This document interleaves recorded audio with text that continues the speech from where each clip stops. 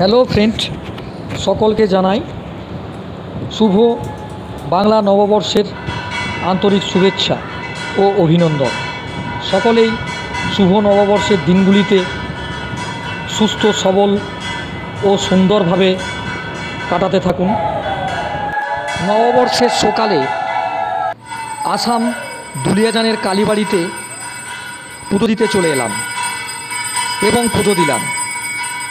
আরতি প্রদীপ পরিদর্শন করলাম এবং মন্দিরে বেশ কিছুক্ষণ সময় কাটালাম এবং মা কালীর কাছে সকলের জন্য রইল শুভবার্তা।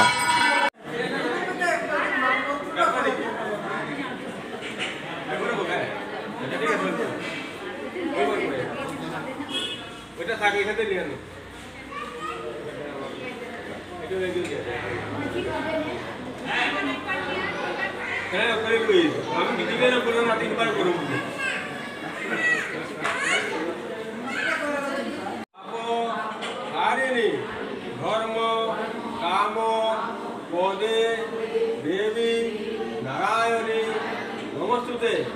নববর্ষের প্রথম দিনে মা কালীর পূজা ও প্রসাদ আহরণ করে জীবন ধন্য হলো।